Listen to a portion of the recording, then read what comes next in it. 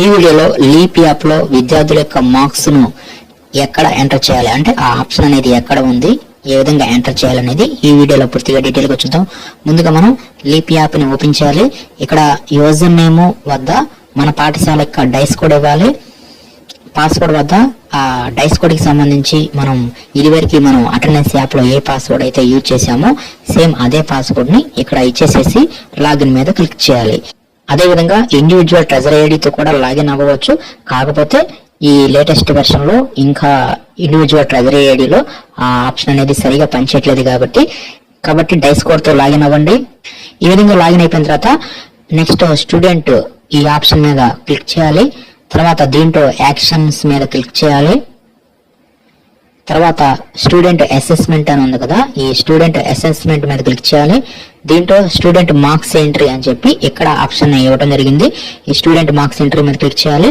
దీంట్లో ఇక్కడ ఇదివరకు మనం ఆల్రెడీ ఎంటర్ చేసిన మార్క్స్ అన్ని కూడా ఇక్కడ మనం ఆల్రెడీ చెక్ చేసుకోవచ్చు. ఎడిట్ కూడా మనం చేసుకోవచ్చు. ఒకవేళ మిస్టేక్స్ ఉన్నా పెండింగ్ ఉన్నా మనం మార్క్స్ ఎంటర్ చేయవచ్చు, ఎడిట్ చేయవచ్చు.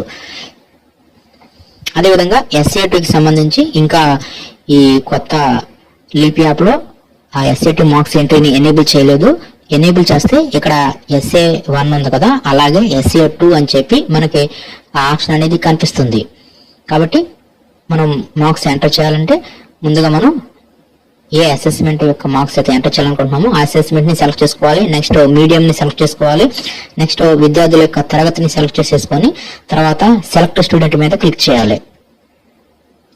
అప్పుడు ఆ తరగతిలో ఉన్న విద్యార్థులందరూ ఇక్కడ మనకు కనిపిస్తారు. ఇక్కడ గ్రీన్ కలర్ లో ఉందంటే మార్క్స్ ఎంటర్ చేసినట్లు, అదే రెడ్ కలర్ లో ఉంటే మార్క్స్ సబ్మిట్ కానట్లు అనమాట. మనం ఇప్పుడు మార్క్స్ ని ఎంటర్ చేయాలంటే ఆ విద్యార్థిని ఓపెన్ చేయాలి. ఓపెన్ చేయగానే ఇక్కడ మనకి సబ్జెక్ట్స్ కనిపిస్తాయి. తర్వాత ఒక్కొక్క సబ్జెక్ట్ ను ఓపెన్ చేసేసి ఆ సబ్జెక్ట్ లో వచ్చిన ఆ మార్క్స్ అన్నిటిని అకాడమిక్ స్టాండర్డ్స్ వారీగా ఇక్కడ మనం ఇచ్చేస్తాము.